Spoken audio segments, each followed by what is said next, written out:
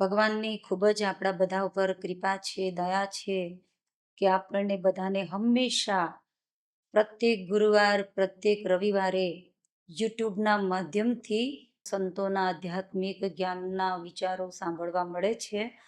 તો ખરેખર સત્સંગ ખૂબ જ મળે ત્યારે જ વ્યક્તિને ખબર પડે ને વિચાર કરવા માટેની પ્રેરણા મળે છે. આપણા સંતોએ પણ એવું જ કીધું છે કે ભાઈ વિચારો પરમો દીપો જાય તે સાધુ સંગમાં. જ્યારે વ્યક્તિ સાધુ સંતોની સંગતિમાં જાય છે ત્યારે એને સુવિચાર રૂપી દીપકની પ્રાપ્તિ થાય છે. અને જ્યારે સુવિચાર રૂપી દીપકની પ્રાપ્તિ થાય છે ત્યારે જ વ્યક્તિને કંઈક પ્રેરણા મળે છે કે ભાઈ આ સંસારની અંદર કંઈક છે ખરું કે જે આખી સૃષ્ટિને ચલાવે છે. એ શું છે કે આખી સૃષ્ટિને ચલાવે છે, તમને ચલાવે છે, અમને ચલાવે છે. આ જે વ્યક્તિ જે નાસ્તિક વિચારના હોય છે એ તો મનમાં એવું વિચારે છે કે ભાઈ ભગવાન નામની કોઈ શક્તિ નથી, પરમાત્માના નામની કોઈ શક્તિ છે જ નહીં. એક દિવસ એક બાળક જ્યારે કે છે કે એના પિતાજીને પૂછે છે કે પિતાજી આ આખી સૃષ્ટિ કોણે બનાવી? ત્યારે એના પિતાજી કહેવા લાગ્યા એ તો બધું ઓટોમેટિક થઈ ગયેલું છે, એને કોઈ બનાવવા વાળું છે નહીં. એક દિવસ એ બાળકના મનમાં જ કંઈક પ્રશ્ન થાય છે અને એ જ બાળક પોતે પોતાના પિતાજીને થોડી સમજણ આવે એટલે એણે શું કર્યું કે એ છોકરો થોડો કલર લઈ આવ્યો, એક પેપર સફેદ કલરનું સરસ લઈ આવ્યો. પછી એ છોકરાએ એની અંદર એટલું સરસ ચિત્ર ઉપસ્થિત કર્યું, ખૂબ જ સુંદર કલર પૂર્યા છે. અને પછી જ્યારે એના પિતાજી જે રૂમમાં રહેતા જતા એ જ રૂમની અંદર મેજ ઉપર એ ચિત્રને મૂકી આવે છે. પછી જ્યારે એ સમયના પિતાજી આવ્યા, એના પિતાજી કહે છે કે આ ચિત્ર કોણે બનાવ્યું? ત્યારે એ બાળક કહેવા લાગ્યો, પુત્ર કહેવા લાગ્યો કે પિતાજી જો કહે છે કે આમાં શું થયું કે એક ખડિયો બાજુમાં પડ્યો તો એની અંદર ઘણા બધા અલગ અલગ પ્રકારના કલર હતા. અને પછી એ જ સમયની અંદર અહીંયા પેપર પણ પડેલું હતું. હવા એવી જોરદાર આવી કે ખડિયો પડી ગયો અને ખડિયામાંથી જુદા જુદા પ્રકારના કલર બની ગયા અને એ કલર બધા જ આ ચિત્રના રૂપમાં ઉપસ્થિત થઈ ગયા. તો એના પિતા ગુસ્સે થઈ જાય છે, કહેવા લાગ્યા કે આ ચિત્ર એવી રીતે થોડું ઓટોમેટિક બની જાય, આવી રીતે કોઈ ઢોળાઈને કલર થોડા પુરાઈ જાય.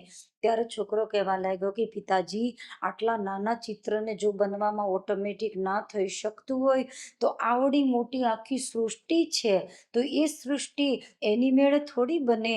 તો એના પિતાને મનમાં વિચાર આવ્યો કે 100% વાત સાચી છે કે ભાઈ આટલું નાનું ચિત્ર જો એની મેળે બની શકતું નથી તો પછી આને પણ જેમ કે આ સૃષ્ટિને પણ કોઈ બનાવવાવાળા શક્તિ દુનિયાની અંદર જરૂર છે. તો ખરેખર સજ્જનો આપણે વાત એવી છે કે આ દુનિયાની અંદર દરેક વ્યક્તિ અલગ અલગ વિચારો લઈ કોઈ વિચારે છે પરમપિતા પરમાત્મા માટે, કે કોઈ કહે છે કે પરમાત્મા નિરાકાર છે, કોઈ કહે છે કે છે જ નહીં, કોઈ કહે છે સાકાર છે. આવા અલગ અલગ પ્રશ્નો માણસની મનની અંદર ઘણી વખત થતા હોય છે. પણ આપણા સંતો સમજાવે છે કે પરમપિતા પરમાત્મા સાકાર પણ છે, પરમપિતા પરમાત્મા નિરાકાર પણ છે. અને જેમણે આખી સૃષ્ટિની રચના કરી છે પરમપિતા પરમાત્મા સર્વપ્રથમ નિરાકાર શક્તિ હતા અને એમણે વિચાર કર્યો એકોહમ બહુશ્યામ, હું એક છું અનેક બનું. તો પરમપિતા પરમાત્માએ કે છે સૃષ્ટિની રચના કરી, અનેક જીવો બનાવ્યા, પાણી બનાવ્યા, સમુદ્ર, સ્થળ, આકાશ, જલ, થલ બધું જ બનાવ્યું છે. અને કે છે એની અંદર દરેક પ્રકારના કે અને માણસ પણ બનાવ્યા છે. અને પરમપિતા પરમાત્માએ માણસની અંદર જ પોતે પોતાનું સ્થાન મેળવી લીધું છે. કારણ કે આપણા સંતો એવું કહે છે કે કોઈ પણ કંપની અગર કોઈ પણ વસ્તુ બનાવે છે, જેમ કે ફ્રીજ બનાવે, ટીવી બનાવે, રેડિયો બનાવે, કાપડ કોઈ કંપની બનાવે, કોઈ પણ વસ્તુ બનાવે તો દરેક વસ્તુની અંદર કે છે એ કંપની પોતાનું નામ એમાં લખી દે છે.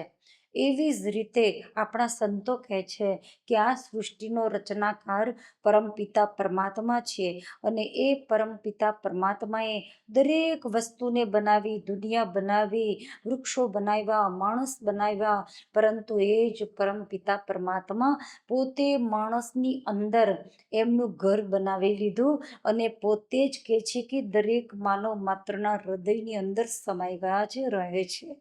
અને કહે છે પોતાનું સૂક્ષ્મ નામ એમણે પણ કહે છે કે માણસની અંદર જ મૂકી દીધું છે સૂક્ષ્મ રૂપે, અને એ દરેકના શ્વાસોશ્વાસની અંદર સમાયેલું છે.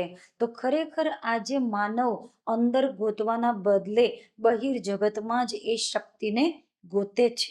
આપણા સંત કબીરદાસજીએ એવું કીધું છે કે હે માનવ, તું તારા હૃદયમાં ખોજ કર. તારા હૃદયમાં તું જો ખોજ કરશે તો તને તારા હૃદયની અંદર પરમપિતા પરમાત્માના દર્શન થશે. તમે જો કે નરસિંહ મહેતા હંમેશા રાસલીલા રમતા. નરસિંહ મહેતા કહે છે મંદિરમાં પણ જતા. એક દિવસ નરસિંહ મહેતાને મનમાં વિચાર આવ્યો. એમણે કીધું કે મંદિર મંદિર મૂરત તેરી, ફિર ભી ના દેખી सूरत तेरी, युग बीते न आई मिलन की, पूर्ण मासी रे, दर्शन दियो घनश्याम, नाथ मोरी आँखिया प्यासी रे. વિચાર કરો, મંદિરોમાં તો આપણે પણ ઘણી વાર જઈએ છીએ. આજે લોકોને કેમ વિચાર નથી આવતો? નરસિંહ મહેતાએ કીધું કે હે પ્રભુ, દરેક મંદિરમાં તમારી મૂર્તિના તો દર્શન થાય છે, પરંતુ તમારું સાકાર સ્વરૂપ, તમારું અસલી સ્વરૂપ શું છે? અસલી રૂપનું મને હજી સુધી દર્શન થયું નથી. એવો યુગ ક્યારે આવશે? એવો સમય ક્યારે આવશે? એવી પૂનમનો ચાંદ ક્યારે ખીલશે કે જે દિવસે મને તમારા દર્શન થશે? કીધું ને, જહાં ચાહ વહાં રાહ. વ્યક્તિ ભલે ગમે તે ભક્તિ કરે, પણ પરમાત્માને મેળવવાની સાચી લગની હોય, સાચી ભાવનાથી કરે તો એને જ્ઞાની સંતોનો ચોક્કસ ભેટો થાય છે.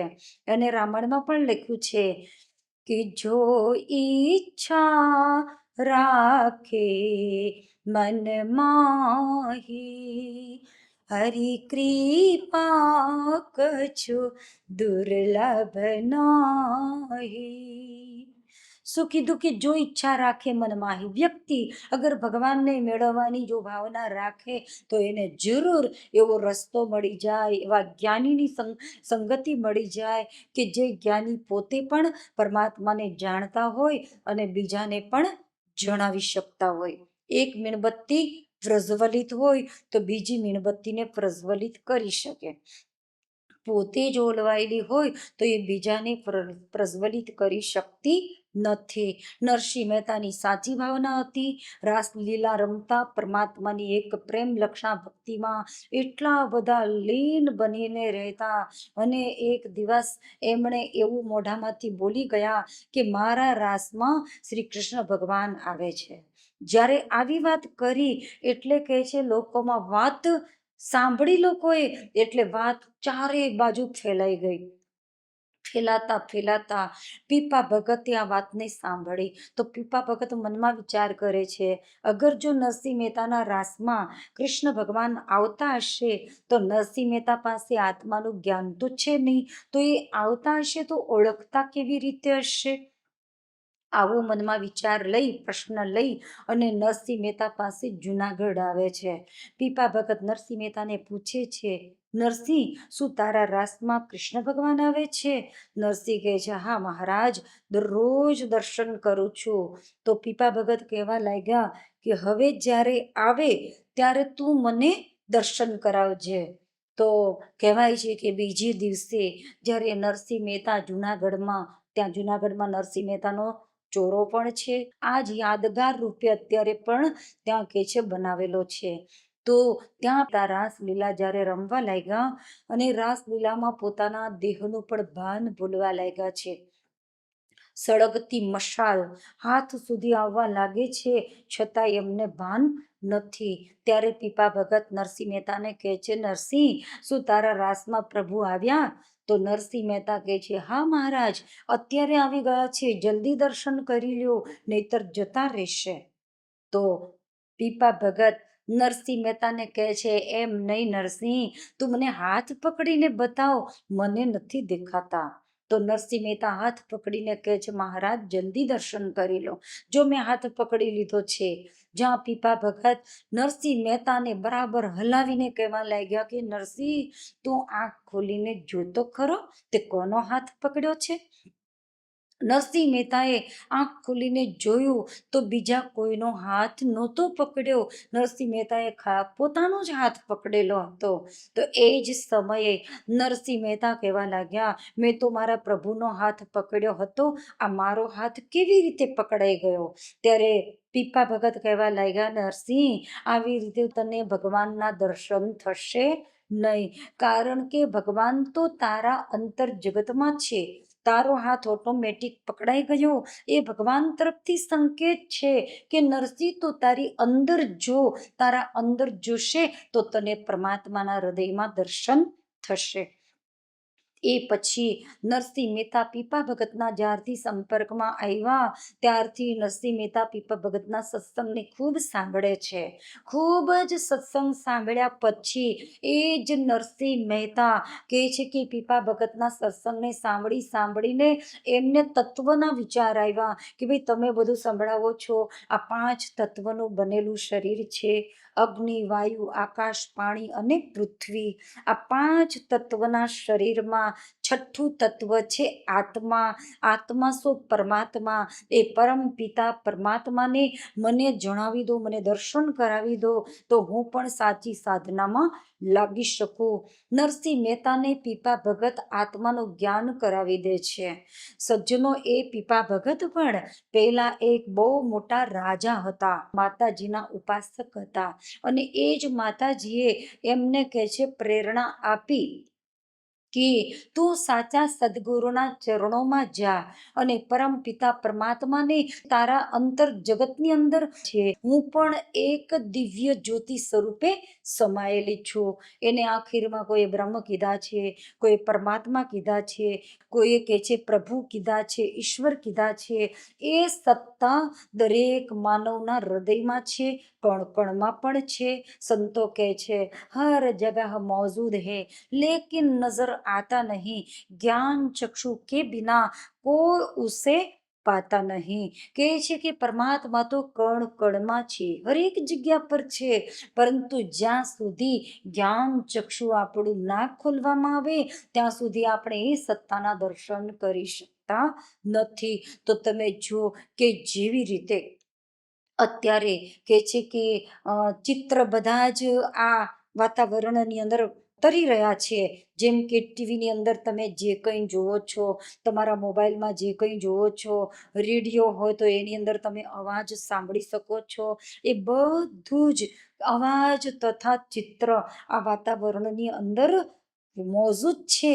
પણ આપણી પાસે સાધન ના હોય, ટીવી ન હોય, આપણી પાસે રેડિયો ન હોય, મોબાઈલ ના હોય, તો આપણે એ ચિત્રોને કે અવાજોને સાંભળી શકતા નથી. એવી જ રીતે આપણા સંતો કહે છે કે પરમપિતા પરમાત્મા કણ કણની અંદર સમાયેલા છે, હરેક જગ્યા પર છે, આપણા હૃદયમાં પણ છે. પરંતુ જ્યાં સુધી આ શરીર રૂપી મંદિરની અંદર આપણને સ્વિચ ઓન કરતા ના આવડે, આપણું સદગુરુ મહારાજ દિવ્ય ચક્ષુ ના ખોલી દે, ત્યાં સુધી આપણે પરમ સત્તાના પરમપિતા પરમાત્માના આપણા હૃદયમાં દર્શન કરી શકતા નથી. અને દર્શન જ્યારે વ્યક્તિ કરે છે ત્યારે વ્યક્તિ કહે છે કે ભાઈ પરમાત્મા સાકાર રૂપે આ સૃષ્ટિ ઉપર સમય પર જેવી જેવી જરૂરિયાત એવા અવતાર ધારણ કરીને આવે છે. અને જ્યારે અવતાર ધારણ કરીને આવે છે ત્યારે આ ધરતી ઉપર ધરતીના ભારને, પાપોના ભારને હળવા કરે છે. સાધુ સંતોને ભક્તોનું રક્ષણ કરે છે. કારણ કે ગીતામાં પણ વચન આપ્યું છે યદા યદા હિ ધર્મસ્ય ગ્લાનિર્ભવતિ ભારત અભ્યુત્થાનમ અધર્મસ્ય તદાત્માનં સૃજામ્યહં પરિત્રાણાય સાધુનામ વિનાશાય ચ દુષ્કૃતામ ધર્મ સંસ્થાપનાર્થાય સંભવામી યુગે યુગે. ધર્મની સ્થાપના કરવા માટે યુગે યુગે ભગવાનનું, મહાપુરુષોનું આ ધરતી ઉપર અવતરણ થાય છે. એ જ વાત રામાયણમાં સંત તુલસીદાસજીએ લખી છે. जब जब होय धर्म की हानि, बाढ़हि असुर अधम अभिमानी, तब तब धरि प्रभु मनुज शरीरा, हरहि कृपा निधि सज्जन पीरा, हरहि कृपा निधि સજ્જન પીરા. શું કીધું કે ભાઈ જ્યારે જ્યારે જબ જબ હોય ધર્મ કી હાનિ. ધર્મની હાનિ કોને કહેવાય? ધર્મની વાત કરવામાં આવે પણ ધર્મના રહસ્યને બતાવવામાં ન આવે એને જ ધર્મની હાનિ કહેવાય છે. ખરેખર ધર્મ શું છે એને જ આજ લોકો સમજી શકતા નથી. ધારયતિ ઇતિ ધર્મ. જે શક્તિએ તમને મને આખી સૃષ્ટિને ધારણ કરી રાખ્યા છે એ જ શક્તિને પોતાની અંદર જાણવા એને જ કહેવાય છે ધર્મ. સ્વામી વિવેકાનંદજી જ્યારે અમેરિકામાં ગયા, વિદેશમાં ગયા, એમને પણ ધર્મ વિશે એક અમેરિકને પ્રશ્ન કર્યો કે વોટ ઇઝ રિલિજન? ધર્મ શું છે? ત્યારે સ્વામી વિવેકાનંદજીએ જવાબ આપ્યો, religion is realisation of God. Religion માને ધર્મ એ જ છે. ગોડ માને પરમાત્મા. પરમાત્માનું રિયલાઇઝેશન કરવું, પરમાત્માની હૃદયમાં અનુભૂતિ કરવી એને જ ધર્મ કહેવામાં આવે છે. તમે જો એટલે તો પીપા ભગતે જ્યારે કહે છે કે પોતાના ગુરુ પાસેથી આત્મજ્ઞાનને મેળવ્યું, પરમાત્માના હૃદયમાં દર્શન કર્યા, એ જ દર્શનની અનુભૂતિ એમણે નરસિંહ મહેતાને કરાવી અને પછી જ નરસિંહ મહેતાએ કીધું, જ્યાં લગી આત્મતત્વ ચીનો નહીં ત્યાં લગી સર્વ સાધના જૂઠી. માનુષ દેહ એમ એળે ગયો માવઠાની જેમ વૃષ્ટિ રૂઠી. કે વ્યક્તિ જ્યાં સુધી આત્માના જ્ઞાનને નથી જાણતો ત્યાં સુધી કહે છે કે આ ધરતી ઉપર પણ ભારરૂપ છે. જેમ વરસાદ નુકસાનકારક છે.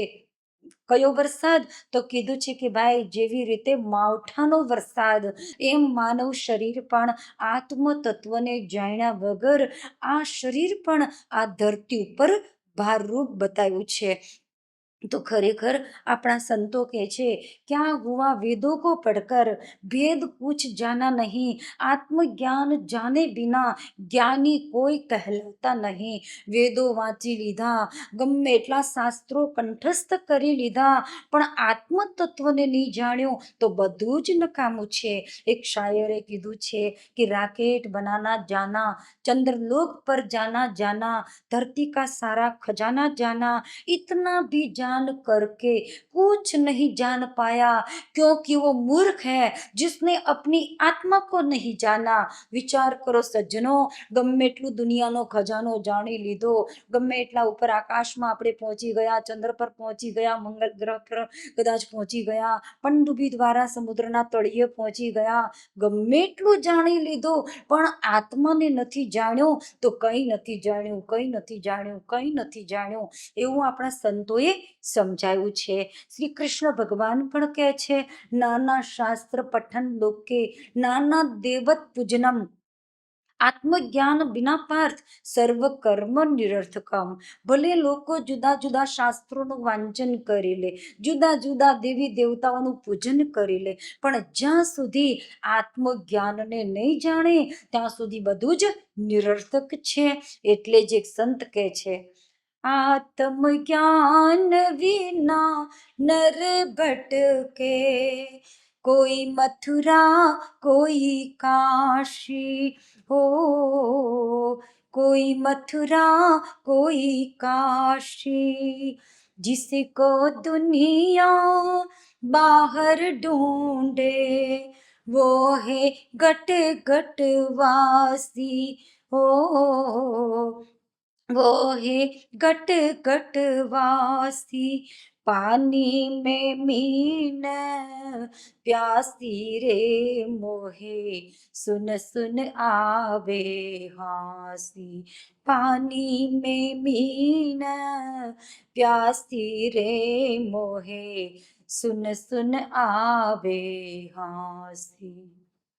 શું કીધું કે પાણીમાં મીન પ્યાસી, જેમ પાણીમાં માછલી તરસી હોય તો આપણને હસવું આવે, એવી જ રીતે આત્મજ્ઞાન વિના નર ભટકે। કોઈ મથુરા કોઈ કાશી ગમે એટલી યાત્રા કરી લઈએ, ગમે એટલા ફરી લઈએ, પરંતુ અગર જો વ્યક્તિ આત્માના જ્ઞાનને નહીં જાણે, શરીરમાં રહેલી શરીરને ચલાવનાર શક્તિને નહીં જાણે, ત્યાં સુધી એ કે છે પોતાનું જીવન અશાંત રહેશે, દુઃખી રહેશે અને ક્યારેય એના મનને સ્થિર નહીં કરી શકે। તો આત્મજ્ઞાન સદગુરુ પાસેથી જાણી આ સમયના મહાપુરુષ અત્યારે સદગુરુદેવ શ્રી સતપાલજી મહારાજ, એમણે અમને પણ જ્ઞાન કરાવ્યું છે। એમના ચરણોમાં હજારો સંત મહાત્માઓ છે જે આત્મજ્ઞાનનો પ્રચાર કરે છે। જિજ્ઞાસા લઈને જે આવે એમને જ્ઞાન પણ આ દરબારમાં બતાવવામાં આવે છે। તો જ્ઞાન જાણી અને પોતાના જીવનને સફળ બનાવશો।